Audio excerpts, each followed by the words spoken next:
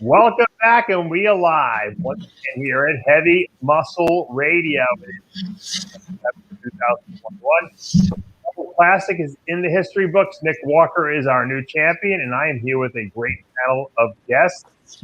Always, Chris Aceto, John Romano, and John Hansen joining us today. Welcome, guys. Hey, guys. Hey, guys. So we got a new guy on the block. Okay, we haven't had since the I don't know, Mike Francois days or something like that. Who was the last guy to like win his first two pro debuts and go on to the Olympia as one of the favorite? Levrone, maybe? I don't know. Bill Heath. Mike Francois came after Levrone, so I think Mike won his first 4 shows, right, Chris? Yeah, including the Arnold. This kid reminds me of Mike in terms of Heath didn't win the Arnold though. Heath lost the Arnold, so you can't. That's true. That's true. Yeah, Mike won the Arnold, and Mike was pretty young. I don't think he was 26, but he was late 20s. Yeah. But they're both power bodybuilders. Yeah, for sure. Don Ross, power bodybuilding, right, John? Yeah, power bodybuilder. I was Jimmy the Bull, power bodybuilder. Yeah. He coined that term, right? Yep. Oh boy. The Ripper. The Ripper. Man, remember that neck machine, Chris? Did you ever see him dragging that neck into the gym he used to have? Of course. There was only Explain what it was, John. It was this plank. It was this plank of wood with this thing on his machine on it, and it had like springs and gears, and it looked like he took it out of a truck. And he had this. He stood on it, and he put a harness around his neck, and he used his body weight to keep the plank on the ground. He would and when you go up, and then the cable would pull out of this pulley, and it would wind the spring up, and then it would go back the other way, and then it would wind the spring up, and it was like up and down, up and. But my point, that's cool to have that, but why do you have to drag it to the gym? You didn't hang weight plates on it. Because he didn't have a dog, dude. He didn't have a dog. You know what the first thing he did when he met me? He measured my neck. Let me get a tape measure on that. I thought he was going to measure my arms. Let me get a tape measure on that neck. Did you guys ever see when Wheeler won the USA in '92? He was doing the commentary for ESPN. And he was on there with. That's right. Did you remember that? And he was there with an ESPN reporter, and the guy's doing the intro, and he goes, "All right, Ripper. Well, we got some great guys going in the show," and then he goes into his Don Ripper routine. He's like, "We got Flex Wheeler." The guy's face was like he was literally backing up from Ripper, and he looks at the camera like, "What the fuck is going on?" That was the last time. Classic TV. He would do this thing with his hands when he talked. He would do this, like a big mountain eating you, John Romano or anyone who was out in LA. Ripper, Don Ross, I mean, he went on, people don't know who he is. He was he won the Mr. America. He wrote for Was he a good bodybuilder, Chris? Not really. He did wrestling. He had 2 torn biceps at both. Yeah, but he loved bodybuilding, and he did what people did back in those days, as you say, you know what? I am getting up from where I am, and when I can, I am moving to Venice, and I'm going to live there forever, and I'm going to go on vacation every day. And vacation every day is going to the gym. Go to Venice. Yep. And that's what he did. That's what every single day, he'd be there morning, noon, and night. Oh, that's an old he was there all the time. That's right. Morning, noon, and night, John. Yep. Right? Yep. Every day. You could, and how you know that is you could, if you had relaxed schedules like we did, you show up at the gym whenever, 10 o'clock in the morning, 4 o'clock in the afternoon, right. 8 o'clock at night, whenever you went, he was there. Yeah. Guaranteed. You got to talk to Don Ross. Go to the gym any hour of the day. He loved it. He loved it. He lived it. Yeah. I still text with Rita back and forth. She's you do, his wife? Yeah. Rita's still kick. She still counts me as a member of the gym family. Ah, that's nice. Yeah. Well, we lost another legend, Leon Brown. Yeah. Now, I originally reported that it was liver cancer because that's what I had heard. That's what I heard too. Yeah, me but too. It's not. It was prostate cancer, believe it or not. Oh, okay. And he refused to get treatment for it when he was diagnosed. He didn't want any treatment, he said. And I know this because he was very good friends with a guy who owned the gym in Staten Island for many years, Mario Strong. Mm-hmm. And Mario's going to be coming on After Hours tomorrow, John, to talk to us about Leon Brown. We're going to do a little tribute show to him. Great. And it's very sad. Leon was a fixture. He was in the book Pumping Iron. Mm-hmm. I think he beat Franco Columbo a few times, didn't he, or something like that? He beat him once, yeah. Yeah. He was Arnold's first training partner in Venice when Wow. Arnold first got to Venice. Yeah, for some reason Arnold took a liking to Leon. I don't know Leon's a likable guy, I guess. He's the kind of guy that's like not intimidating, and he's not like threatening in any way whatsoever. He just wants to have a good time. Matter of fact, the guys from Staten Island, Mario Strong said, we all used to try to beat Leon because he was like the best guy in Staten Island, and no one could. But you couldn't not like the guy because he was so likable that like you just like, all right, Leon beat us, that kind of thing. Well, as the story goes, he went and got Arnold their first training day. Oh, he did? Well, they met. I guess the day before, and they talked about training. And Arnold said, "Yeah, we should train together," and blah blah blah. And then the next morning, 6 o'clock in the morning, Leon's outside Arnold's window. Arnold, come on down. We gotta go train. And Arnold was no one back then, so it wasn't like Leon was like starstruck or anything like that. He wanted to go train with him. Yeah, but Arnold liked that. He says, we should go train. He was proactive. Yeah, all right, let's go train tomorrow. Because you're right, Arnold was nobody. He could barely speak English. I think Arnold did a nice something about him. Arnold, when Leon was inducted into the Staten Island Hall of Fame for famous Staten Islanders, Arnold made a very great speech. He gave it was a video speech, I guess he submitted for the Hall of Fame star. It was great. I mean, it was like it couldn't have been more spectacular about Leon. Leon had to feel like $1 million after hearing that speech. Yeah. I will say that about Arnold. He's definitely come under some. He's definitely done some controversial things lately. Let's just say, to stay kind.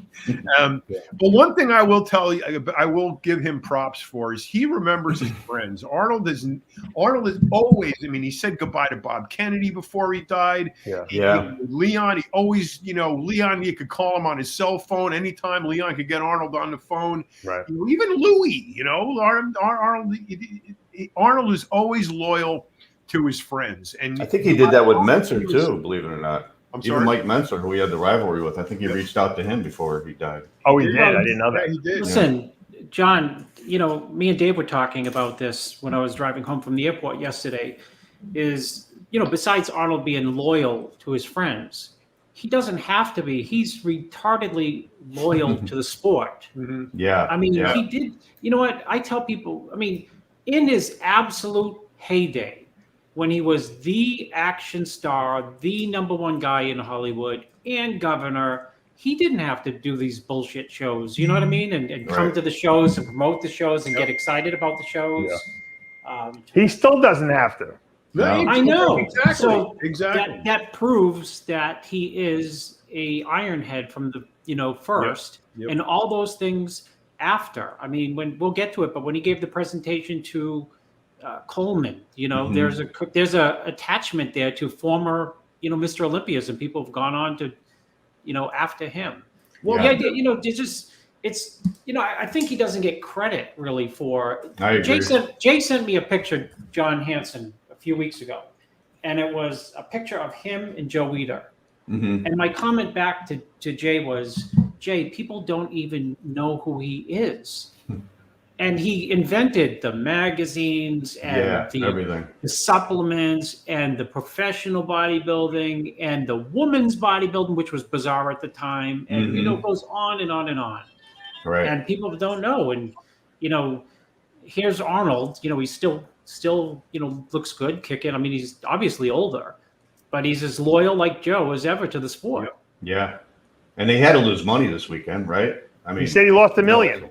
Yeah. And he said he would have did it in his backyard. Yeah. To Arnold, that's like throwing a deck chair off the Titanic. $1 million. It's like he doesn't even know it. But that's besides the point. I think the point is, as one of you guys said, he's a musclehead, and he's okay with it. Is however down the society wants to look upon us, he's still where he came from. Yeah, when he was governor, all the newspaper articles he ever did, he was always bringing up bodybuilding. Yep. Always. And when no matter what was going on, Arnold Classic, he was there. Yeah. He was there every year, no matter what. And the point I want you, Chris brought up the Ronnie Coleman thing. That when Ronnie Coleman said, "This is the biggest, most important," before he broke down, it was the most important award of his life. 8-time Olympia. This is the most important award of his life, and that just goes to show. Yes, I think for everybody in our sport, that is Arnold's Lifetime Achievement Award is the most important and highest, most prestigious award anybody can get in this sport. No matter what you want to say about Arnold, that is absolutely the top. And Ronnie Coleman, I mean, he proved it right there. That was such a moving speech too. Because it was Mom. He was like trying to. Yeah, I knew he was going to break down when he mentioned his mom. Couldn't get it out. He was like so over. He wears his emotions right on his sleeve. It's amazing. That's why you got to love the guy, You get sucked right into him, right? Yeah. That was a great I was speech. crying just watching it. Me too. Me too. I know he was trying to say, because he and I have talked about it. Mom, I cooked all his food. She lived up the street. Yeah. And that that it meant not Mom. We had another Olympia. It's Mom. We got us a Lifetime Achievement Award. Right. That was. You know what? That was one of the most moving, and I appreciate it. That was one of the most moving moments in the last 5 years. I could probably tell you about that. I agree. In this sport, was Ronnie accepting that award. And you weren't even there, John. I mean, the point is, I guess you don't have to be there to experience something, but the idea, you're right. And people were, they were standing when Ronnie got the award, but when he started the speech, they continued to stand, and then everyone got sucked into the speech because it was so authentic. Yes. And think about it. Remember, Ronnie broke his Olympia. Usually the Mr. Olympia does Olympia. Ronnie did that. The Arnold that year, and he looked amazing. That might a lot of people think that was the best he ever looked. And just because he wanted to win the Arnold. And he didn't even mention it. He could have thrown that in. He had to pick up one of these too. Although I think he wanted the Hummer. I think he wanted that Hummer. I think that was the main reason. Yeah. He didn't care about the $100,000. He wanted the Hummer. Because it was yellow. Yeah. He could have gone out and bought one, but he figured, let me just do the show and win it. He likes free stuff. Ronnie loves free stuff. Yeah, exactly. I thought it was very touching as well. It was great. And look, Jim Mannion went there to give a speech and introduce Arnold alone. That's all he did, really, aside from giving out the overall award. So people have respect for Arnold. I think that Arnold, as he's gotten older now, he's not doing the governor thing anymore. He's acting, but he's not acting like he was before. It's almost like he's gone full circle back to his roots, and now it's like he's like obsessed with bodybuilding again. He was in the booth doing commentary with Cedric and Dennis James and Amanda Latona. And first of all, Cedric's hysterical because Cedric was interviewing him the whole time, which was which was classic because only Cedric could get away with that because Arnold seems to have Dave.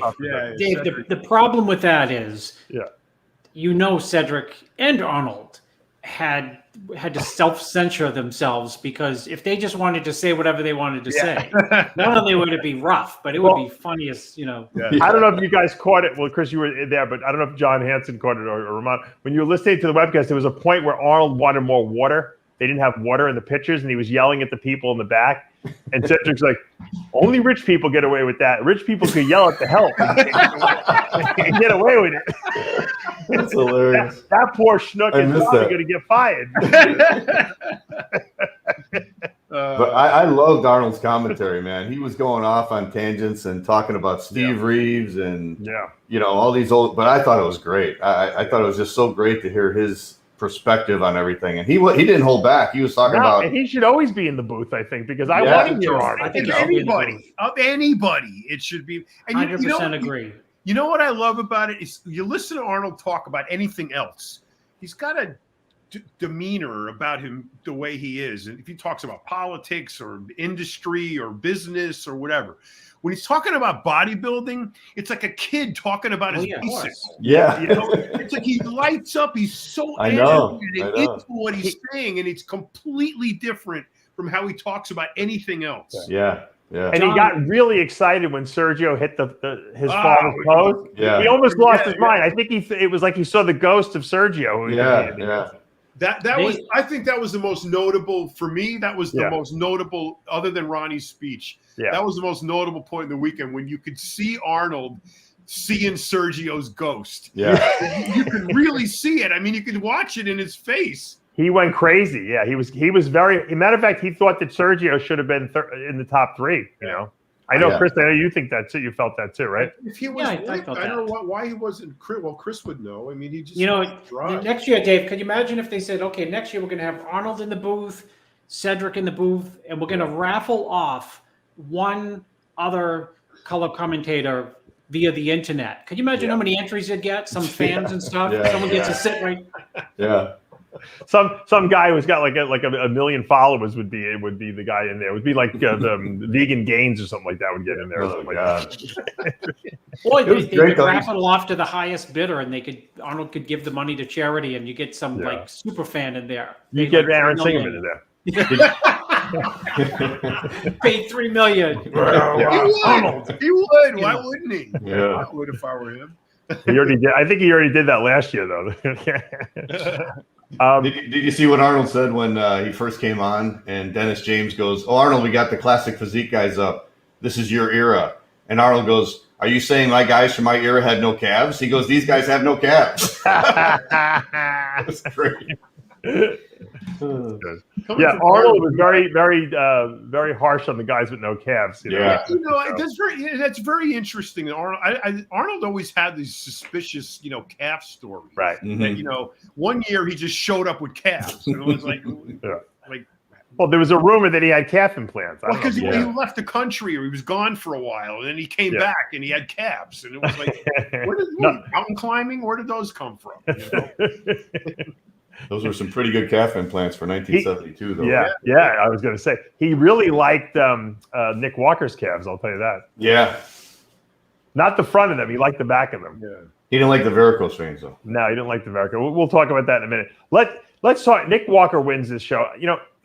I got to bring it up right away because the question really is. I mean, we've done a lot of analysis on this show already. Chris did a wrap up. I did a wrap up on the RX Muscle website. But I think the question a lot of people think is, can Nick Walker win the Olympia? I mean, that's the question. What do you guys think?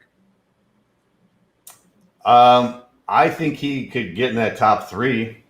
I mean, that was inconceivable a couple months ago, but his conditioning is spot on every time. And if some of these other guys are off, like if Bonak's off or Brandon's off, I mean, he's just so rock hard, and he's got the muscle mass. I think Hadi and Rami are going to both be on this year, but he could conceivably be right up there with those guys. Chris?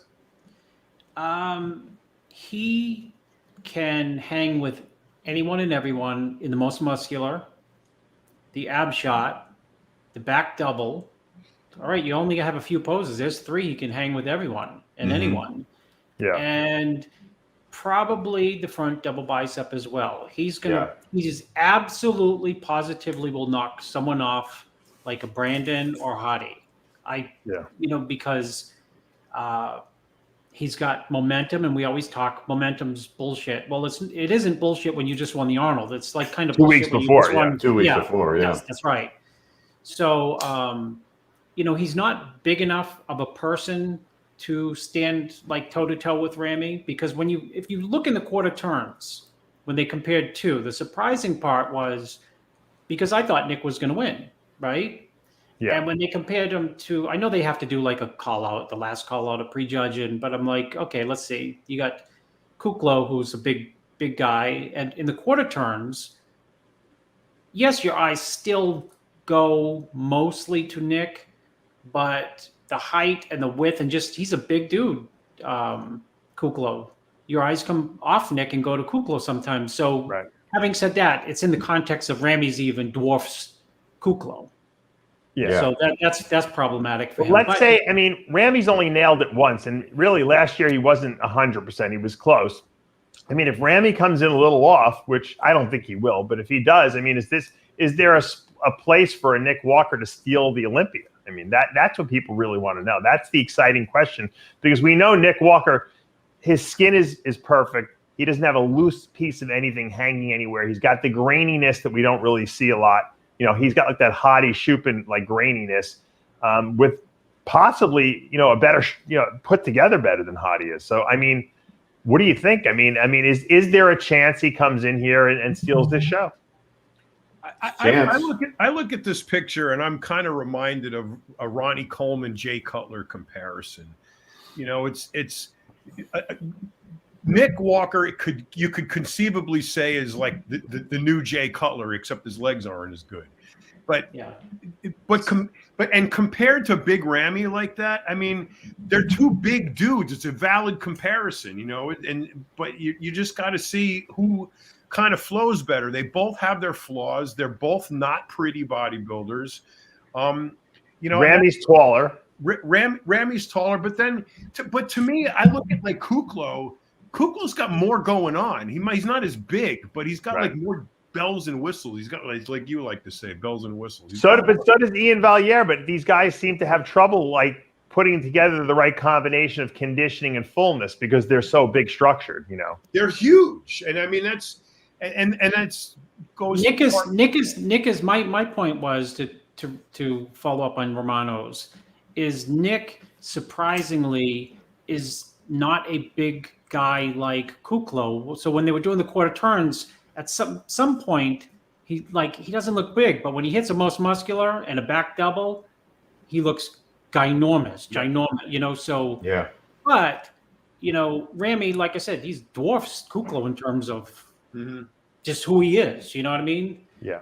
And I think like with Ramy, like the back lat spread is just so overwhelming, and the front lat spread, the width is so overwhelming. Those are shots that surprisingly those are his two least impressive.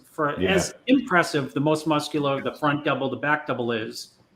The back lat spread and front lat spread, surprisingly, you say like, well, where'd all that mass go? And I think some of that might be because we're looking at width or taper, and it's not quite, you know, it's just not as impressive as the other shots. But overall, just, you know, I think this Olympia, the prejudging is going to be remarkably exciting simply because there's going to be a call out. Nick in the middle, Bonac on one side, Brandon. You're going to see that call out on the other, you know, and people are going to be surprised when it comes to, okay, here's the front double. I would give that to Nick. You know, he could technically back double and most muscular. He would beat those guys on. Back double. Those are important poses, Chris. We always talk about those being the poses that kind of sometimes determine who wins. And his front double is outstanding, like Chris said. If Bonac was at this show, Chris, do you think he would have beat Nick? It's a great question.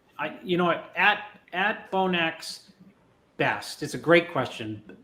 Bonac on the quarter turns looks like a mutant, right? The hamstrings, he's really overwhelmingly thick. I think he's got a better back lat spread. He'd lose the front double for sure. Yeah. And I think he'd lose the most muscular for sure. And I think he loses the back double. Bonac, do you think loses back double? Nick's back double is lights out. It's lethal. Definitely. And especially if he turns his head.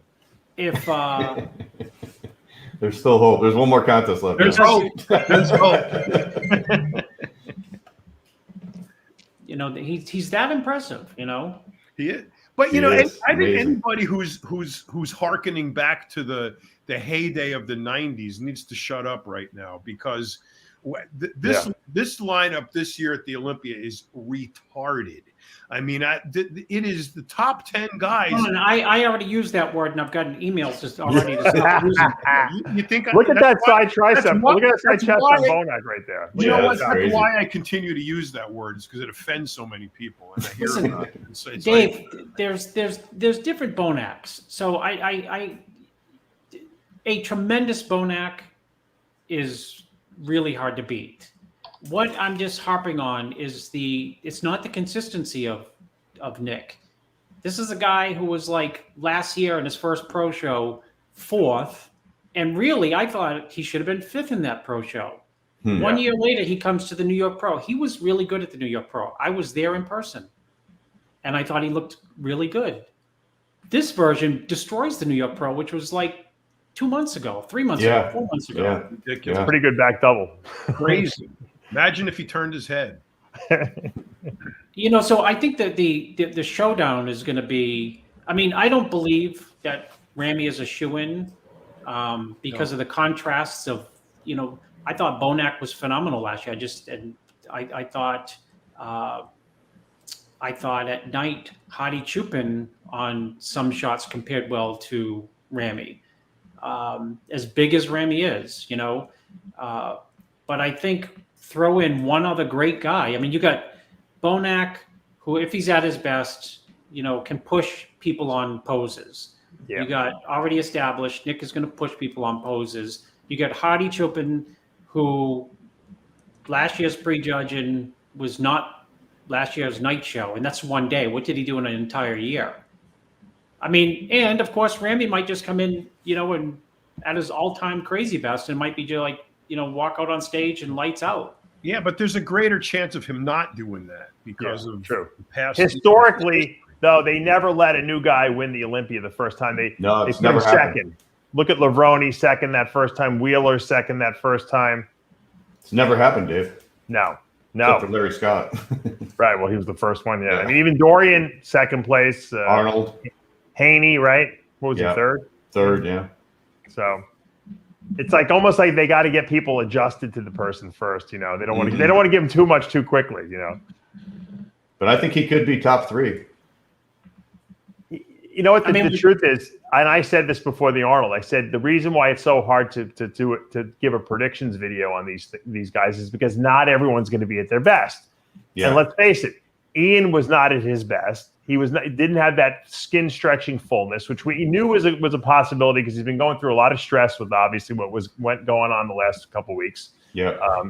And Kuklo had a lot of pressure on him to win this show because obviously he needed to qualify for the Olympia, and maybe he overdid it a little bit. He looked flat. Chris, you said he was big. He just didn't have enough separation. I don't know what would cause that. Who, Dave? Kuklo.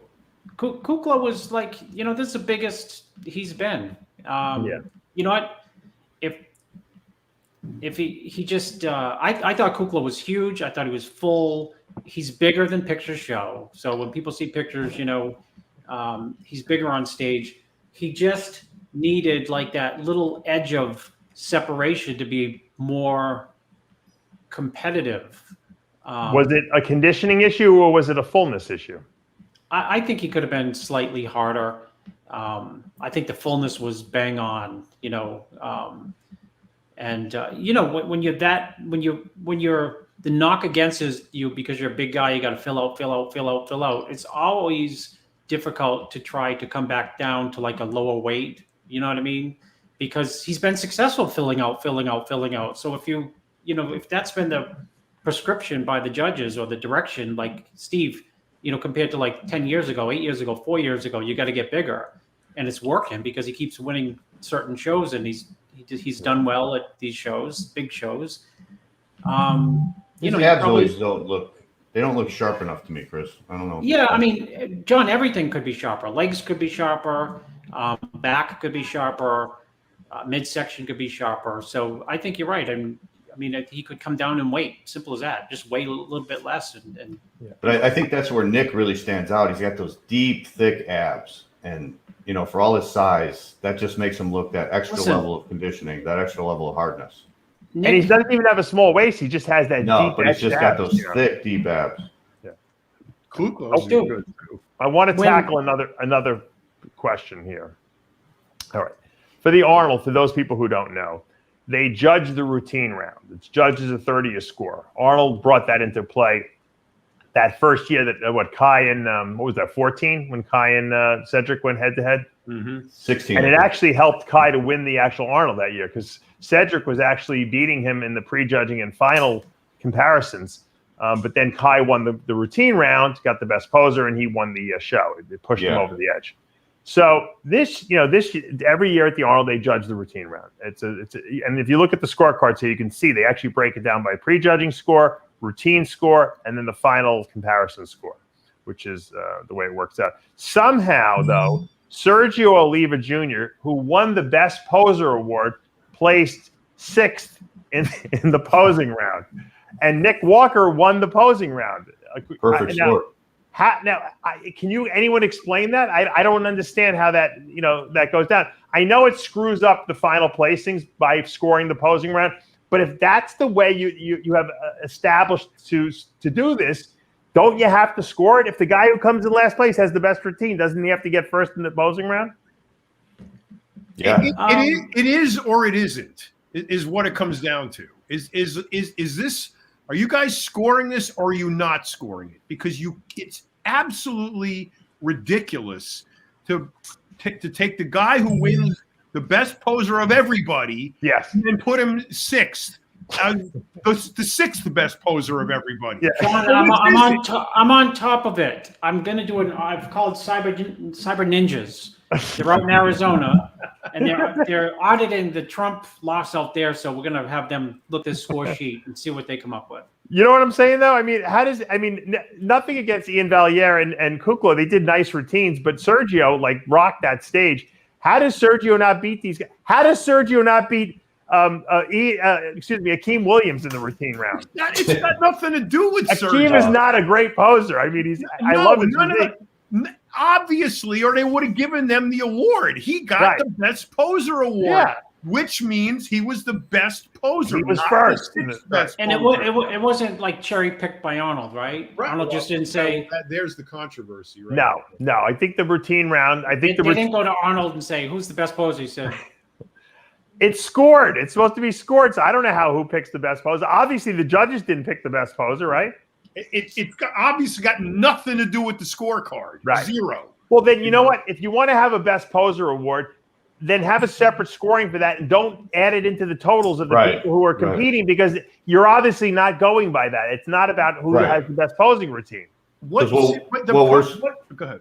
What we're seeing here is this is just round 3, and they're just judging the physiques doing their posing. They're not judging the routine. But they call it routine. They changed Arnold's initial intention. He wanted to make a scored posing round so the guys would put more effort into their routine. Right. And that was what it initially started as when Kai won that year. But then it's morphed, like John, I think, just pointed out, Hansen, that it's almost like another scoring round, essentially. Where they're judging their physique, but not really the entertainment value of what they're doing. But still, posing is part of bodybuilding. That was Arnold's intention. Yeah. Okay. So if it's part of the score, then please explain how the best poser of everybody gets to be 6th, but best poser. So there's only one possible explanation: is that 2 different people are judging this. So who's ever picking the best poser has got absolutely 0. Well, it had to be Arnold then. It had to be. There's no explanation. Which he's biased. He's biased anyway, so he shouldn't be able to give it because Sergio's his, the connection to his father. But it's not like we were splitting hairs anywhere. Sergio was obviously the best poser. Yeah, exactly. Stop with this logic, dude. We can't take it anymore. Yeah, exactly. No more logic, John. Sergio doing the routine. When people complain about the politics in bodybuilding and it's crooked and blah, blah, blah, this is why people say these things. It's because you have a blatant, glaring anomaly right in your face. And it's just not explained. Nobody says anything. It's just, it's just suck it up, eat it. It's what it is. It is, like Weinberger always says, it is what it is. So There you go. It is what it is. 6th best poser wins the best posing award. Sergio looks so much like his father here. It's so scary. That most muscular and the myth pose are just the hands overhead. Crazy. The victory pose is crazy. Victory pose, yeah.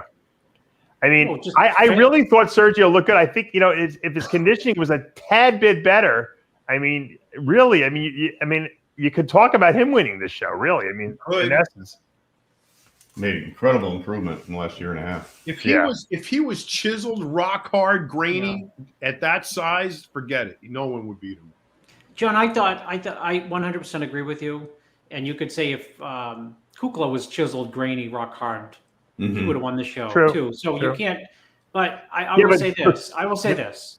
I think for that added size and the size that he had in comparison to other people, his condition was more than adequate enough. That's not to say he could have been harder. Yes, absolutely sure. But, you can look at some of these comparisons, which, Dave, you may have. And you can, like that one. Wow. And, that's not, you can't say like, well, people weren't in their pose yet. Yeah.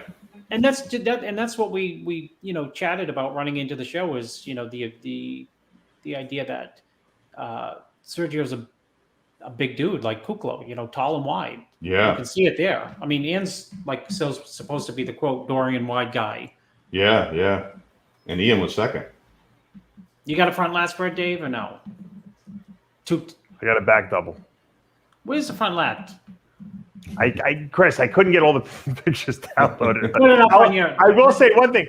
Look at Justin Rodriguez in this back double. How great is he? He was really good. How come he was very impressive? He's amazing. Well, he was fourth. I thought, you know what? At the rate that Justin Rodriguez is growing and improving, if this guy makes the improvements he made from the year before to this year, again next year, and adds 10 pounds of muscle, he's going to be very dangerous. I'm really I've become a huge fan of his physique because this guy has nailed his conditioning every single time. And he's like Victor Martinez, and he might be a better Victor Martinez if he keeps improving. Yeah, but if Sergio comes back next year bigger and harder, that's lights out for everybody. That's just a bigger Sergio at 100% nailed condition. How could anybody beat him? This is just not possible. What's your take on that, Chris? That statement? I think that there's still room for size in that frame. It's bizarre. If you look at that back double, what's impressive about it is the insane width. On the width from the shoulders down to the waist, but it needs more thickness. Yes, it needs more traps and like mid back. And I think that is the most important last element to his physique because the front, there's other things you can always improve on too, but there's something to be said for structure because, Coleman had a big structure. Jay had a big structure. Dorian had a big structure. The only one who didn't have a big structure was like Phil, but no one had the roundness ever that Phil had on that tiny little structure, Yeah. Phil is like a blown up light heavyweight. And that's not a negative. It just, he never had the structure that these guys had. He didn't have the width. He had the craziest roundness to every single body. He never stuck out as the most dynamic person on stage until he posed. Really, if you thought about it, right? Standing relaxed, he wasn't a champion. No. Sergio's back is a lot like his dad. Oh my God! It's this year. Really, he came into his own. He has that girthiness of his father now. Yeah. It's crazy. I would say better than his father in some. Yeah, because better legs. Sergio Senior, he'd never really had a good rear double by. Mm-mm. Arnold never had the conditioning either, right? No. Yeah, rarely. Nobody did back then, but yeah, he was eating hot dogs and drinking Coke up to the show.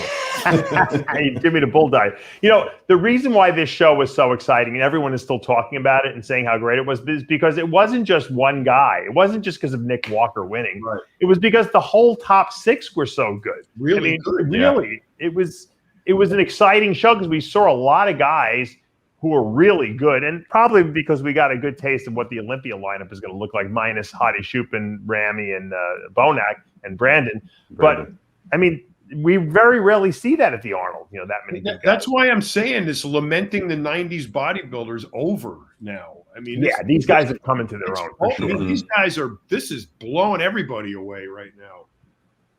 And having it 2 weeks before the Olympia, I think, was a big factor. I think it was cool. Yeah. I mean, it sucks for Arnold that he probably took a hit on this thing because, you know, there's no way. I mean, there was no expo, so they definitely lost money. And I don't, from what Sid told me, you know, there wasn't a lot of people there. There was people there, obviously, but it wasn't like it normally is, packed to the gills, you know. And you know it's going to be that way for the Olympia. Dan Solomon has already announced that, you know, they have more vendors this year than they've ever had in the past, which is why I'm not going. I'm trying not to get COVID, but the truth is that this Olympia is going to be one of the most exciting too, because we just got this little warm up, and now we have 4 other guys that are phenomenal going to be in that lineup too. The question is, you know, who's going to be in shape, who's not going to be in shape, because we know, historically speaking, that not everyone shows up at their best. You know? Right. Yeah. Well, Nick Walker. If there was ever a year to show up in shape, this is it. Well, I mean, look, Hardy's never been. Well, Hardy was off in prejudging. That's right, last year, but that's because he had like the $900. Yeah. So he's never ever been off in the history of his career. Bonac has never ever been off in the history of his career. Been a little flat though. He's been a little flat though. Condition-wise, because now we were talking about condition, right? Yeah. Mm-hmm. You know, Ramy is a coin flip, you know. Yeah. That's a big question, is Ramy. But he's at Camp Menace, so I'm sure Dennis is keeping an eye on him. You lock down the refrigerator at night and stuff like that. So as long as he's being supervised, I don't think he's going to be cheating on his diet, you know. I think Ramy winning last year too, I think a lot of it was just a shock that, wow, he's in shape. And then they started going through the mandatories, and they're like, he was so much bigger than Brandon, so much bigger than Phil. Yeah. And then they're like, wow, we got to give it to him. He's just so much bigger, and he's in shape, and he's holding the poses. So he's got to come back this year and really be in shape again, or he leaves that door open. That's a good point, John. That was one of the biggest differences in Ramy versus everybody last year, was that he was the first guy into his pose and the last one out of it. You could tell he practiced, and Dennis said so. He practiced his posing and practiced it and practiced it and practiced it. And that absolutely made a difference, not only in his ability to pose, but his physique too. That's how you hone in those those details, you know. And it made a huge, and he was the only guy who did it. So I'm gonna be interested to see if this year, you know, we know he'll do it, but will anybody else? Well, Nick Walker does that too, though. He did that at the New York Pro, and I think he did it at this show too. So he's doing the same thing. He's practicing his posing and holding it. And you know, let's not forget, Nick Walker predicted victory at the show, and people were outraged that he would have the audacity to say that, right? And it's always great when you predict something and it comes true. Like when Joe Namath predicted they were going to the Jets were going to win the Super Bowl III, people thought he was out of his freaking mind, and then when they won, they thought he was like a prophet after that. You know? Yeah. It's like the law of attraction. Remember the law of attraction? It's like he puts it out there, he believes it, and then the universe conspires to make everything happen. Like Bonac can't get his travel visa, and a team and then he wins. That's well, he must have some pretty strong, pretty strong radar to put it out there. Vibes, These other guys must not either believe in themselves or their attraction isn't working so well, you know. Well, you got to admire a guy like that who's got balls to say, "I'm going to win," you know, and that's what we want to see. And nobody does that, and he's doing it. And I think that's part of his appeal. He's a young guy. He's coming out, and he's really, really confident, but he's bringing it. And I think that's why he's getting such a huge fan base now. Because that's what I always liked about King Kamali. He just never delivered. Yeah. I don't think Jay never really made predictions like that, Joe, Chris, did he? Jay was humble. No, although if you asked him behind closed doors, he'd tell you he's going to win, right? Yeah. No, he was predicting he'd win the 01 Olympia. Yeah. He was telling people. He was telling people running into the show, "I'm winning." But he wouldn't put it. I don't think he would go on social media and tell people. No, there was no social media. He would just tell me in person. If there was, I'm saying he would. There were no cell phone. He would tell you over the phone. The analog phone, The brick phone. That's interesting, though, that he did say that. I didn't know that, Chris, that he was saying he was going to win that. 01, yeah. He was fully confident. I mean, how could he not be? He looked like he knew what he looked like. Yeah. What's amazing about this whole thing is that, you know, all these younger guys, you know, who are, the top of the bodybuilding heap, so to speak, are all very, very active on social media, except for Ramy. And you can't even get Ramy to do an interview, and I don't know why, they want to charge for interviews. Like, why is Ramy so quiet on social media, do you think? Probably because he's doing the right thing. I sat down with He always Sid. was quiet on social media, though. I'll tell you what, one of the downfalls to modern bodybuilding is, I was going to make a post today about a bodybuilder I help. I told Sid this. I said, you know what, Sid?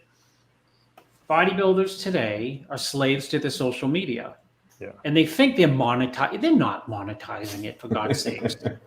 Listen, because most bodybuilders, it's a fact, just like most people, don't have the ability to post something and go back and read what idiots who they don't even know have to say negatively about them. And guess what? I don't care who you are. It has a negative effect on you. And so Ramy not posting and this and that means he's in his own head and nobody else is in his head. And that may make a massive difference, because all these guys, oh, I heard so-and-so said this about me. This guy disrespected me because I said I was going to beat him, or, this guy hates me because of this. And I tell people all the time, you got to be mature enough to use social media, make a post because it might help you, endorse a product, or just something that you want to share with your fans, something positive or something funny you want to share with your fans. If you read about what people are saying about you, I guarantee most of these guys, it's just human nature. Most people can't handle the negative. And it just I don't read anything. I put a post up. I don't read it. Half of it's negative. I don't read it not because I don't want to. I just don't have the time to. Remember how Derek Anthony syndrome? Oh my God, yeah. I mean, it just destroys some people. Yeah. I mean, it destroys a lot of it. John, it has a negative net effect on the bodybuilder. Now, the other thing is, there's no difference. If Sergio makes a post today, people say you look like shit. If Ann Valier makes a post today, you look like shit. If Kukla makes a post, you look like shit. You're an idiot. Yeah. Your wife can't shut her mouth. You can make the predictions of what people say. And it's not just one person. It's hundreds of people. So having said all that, I think, social media has been a breakthrough quote for bodybuilding, supposedly. But I think what it's going to do is, oddly enough, where it pits these competitors against each other, it's going to galvanize them to have, re-energize their fraternity of being, pro bodybuilders and have respect for each other, because nobody respects them. Nobody respects them. People on social media do not respect those names I just named now. You know what, though, Chris, that for the 10 or 20 people that post negative stuff, the people who are hitting the like button but aren't making a comment, those are the fans that do support the person. And so if I put up a post that a video gets 10,000 views on it, okay, so if I get 10 bad people saying some stupid shit about me, who cares? What about the other 9,950 people that liked it, and really enjoyed what I was doing? So you're entertaining, and it helps these guys stay relevant, because I know that I have a lot of friends who own supplement companies, and they tell me that when they're going to go look for an athlete to represent them, they're looking at social media too, not just how they're placing at the show. Now Ramy's got a different situation because he's Mr. Olympia, but for the other guys, oodle amount of guys, they got to do stuff to be active on social media, because that's the magazines. That's like us getting in magazines back in the 90s. These guys need to be active on social media. You're right. But Juan Morel started a business. He's making millions of dollars on selling a freaking cookie. Well, if the cookie tastes but if the cookie tastes like shit, he wouldn't be making millions of dollars. But you know what? There's a lot of good tasting cookies out there, and people who make cookies, and they're not making. I had his cookie. They're not making millions of dollars. No, his is the best. And by the way, my point was, yes, you have to post on. There's a benefit, an upside to social media. But my point was, most bodybuilders, it is a fact, Dave. You can't tell me, because I know. They don't have the ability to read the shit and not have a negative impact. Because guess what? Pain trumps pleasure. It's like when you have a stock, it can double and someone doesn't sell it. and take the profit, but all the pain of losing it, they lock in the loss where they bought it at 100, now it's 50, they sell it all. Because the pain is so, the negative part is what affects people, not the good part. Strong mind, Chris, is what makes people succeed. The people with the strong mind of your skin is what it comes down to. You don't think Jay would have posted on social media if he would have had it during his Jay heyday? would have posted like crazy to have 1 billion followers, but he would never read one thing he that wouldn't people said. Because YouTube sends the check, no matter what people say. That's why. So I don't give a fuck what you say. YouTube's check always clears. So I don't. TikTok sends a check too. That's what a lot of these guys are doing TikTok now. Yep. Look, I don't blame him. If I could stay home as a bodybuilder and just worry about training and putting up some social media posts, and I'm going to get paid for it, and put some videos, like have some guy who's a friend of mine film me in the gym while I'm training, and I'll put those up, and I'm going to get 25,000 views on each video, and I'm going to get a check from YouTube. Like John said, who's better than me? I don't have to do anything then, So sometimes here's Kevin Henry, because I like to comment on the negative comments when I do see him. Chris Aceto, blah, blah, blah, blast social media, lives in a glass house, deal with it, you're snowflake, so I can call people like him an asshole live. see how he likes it.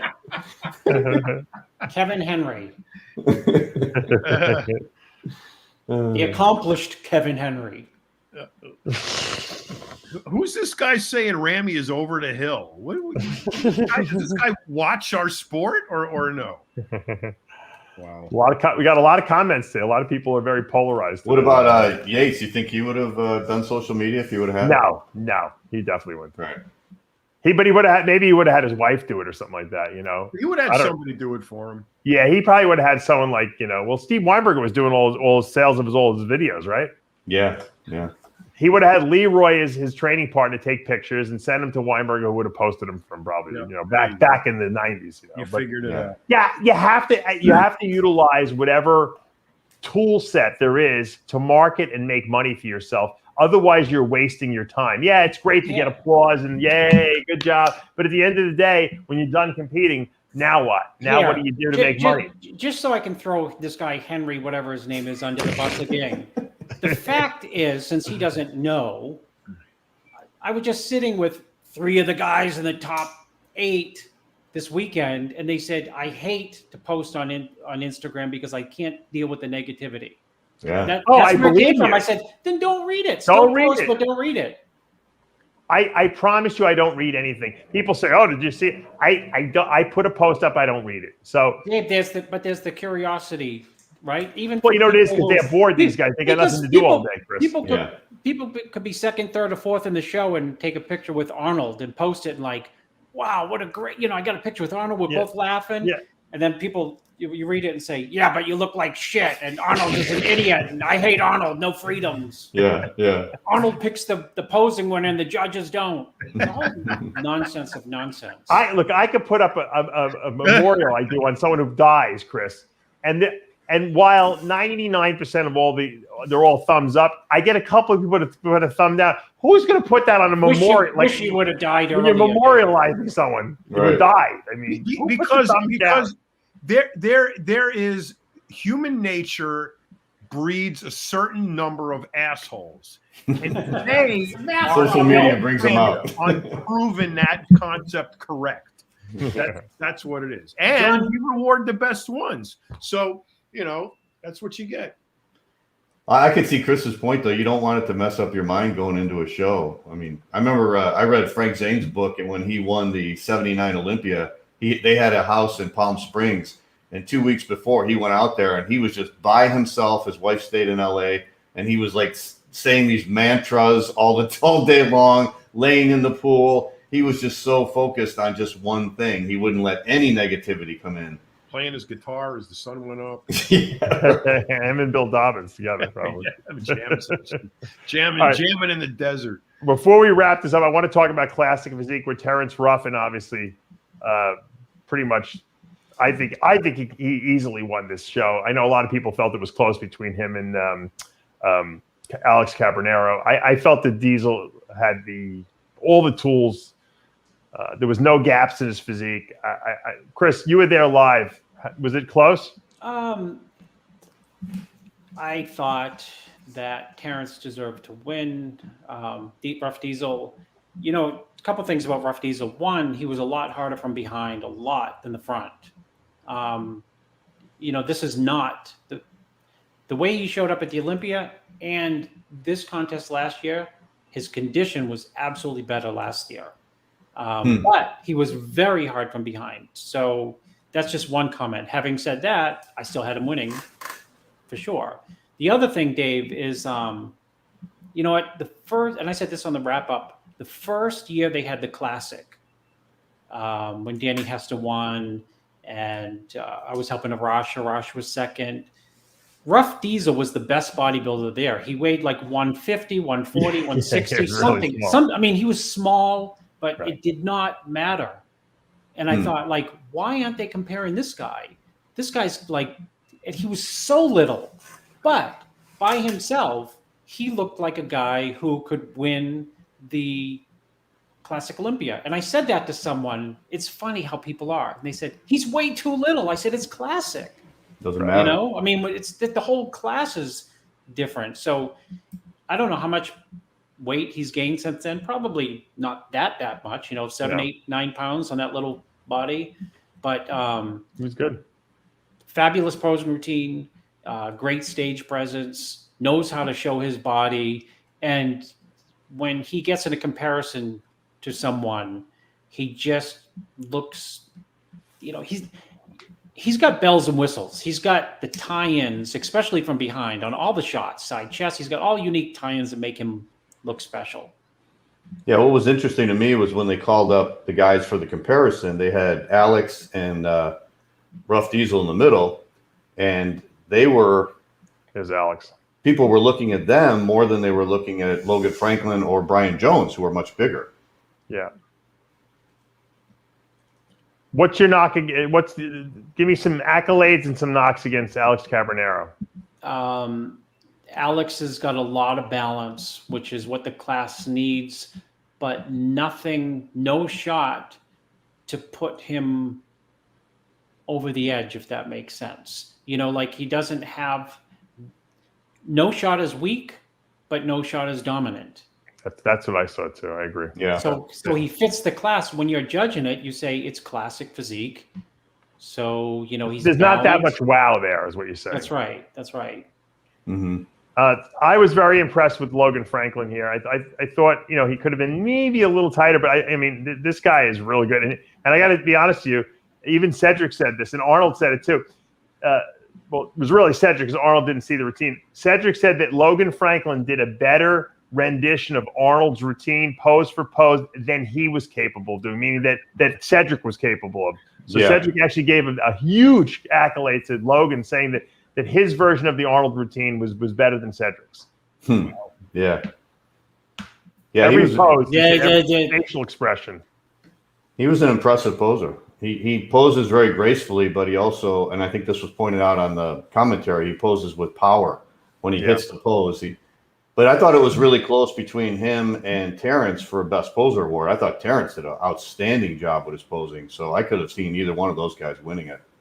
I think Terrence is more entertaining. I think Logan was more, he did the Arnold routine. It was a classic throwback routine. It really was whatever you really like better. And I think whenever they give these Best Poser awards, they always go for entertainment value, it seems like, right?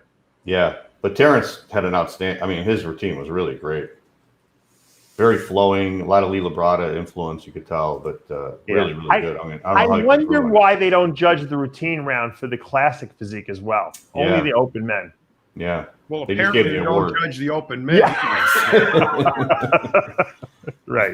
You're right. Oh, boy. What'd you think of Brian Jones, Chris? He's an open guy. Chris, what did I say to you about Brian Jones? I don't know. What did you say? I said you got to start working with this kid. Yeah, he's just a rough. Rough around the edges. New presentation. You know what? Some people, Rough Diesel's been doing this a long time. Mm-hmm. Brian Jones is someone who looks like he's been picked up the sport a few years ago. Mm-hmm. Exploding in size. all the tools are there for whatever class he wants to do. I mean, look at that. He's got the height. Yeah. You know, he's got the muscle bellies. He's got the tie-in. He's got tie-ins of Ruffin, and he's got the height of Franklin, and he's got the muscle bellies of Cedric. Yeah. He could definitely be an open guy. There's no doubt. It might take him 2 years. It might take him some time, but you know. He's probably on minimal gear too, I'm sure. Or technology, as Ronnie said. Or technology. Technology, when he said Arnold's the #1 bodybuilder of all time, he said, Arnold, you did it with hard work. We had some technologies. Yeah. I don't think Ronnie think Ronnie knew that there was steroids around when Arnold competed. Arnold was juiced at 16. I don't know what the fuck he's talking about. Cedric doesn't, and I mean Ronnie doesn't know though. Ronnie thought steroids were invented in the 90s, you know. Well, because he didn't know what they were. That's That's how naive he was. He was competing on the pro level against these guys, and he was like, "Man, I don't know how these guys are beating me." The funniest story was with him and Levrone when Levrone was feeding him vodka before the show. Yeah, and then he beat Levrone. And he beat him. And he was natural too, probably.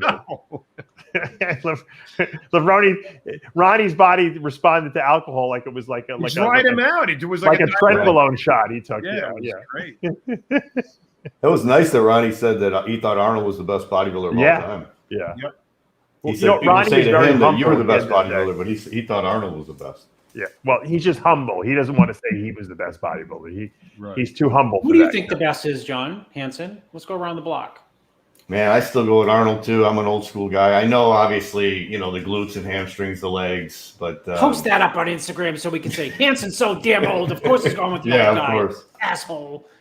I look at the pictures of Arnold when he was winning. It was just amazing. Romano, is this best bodybuilder or Mr. Olympia? Bodybuilder. Yeah. Flex wheeler.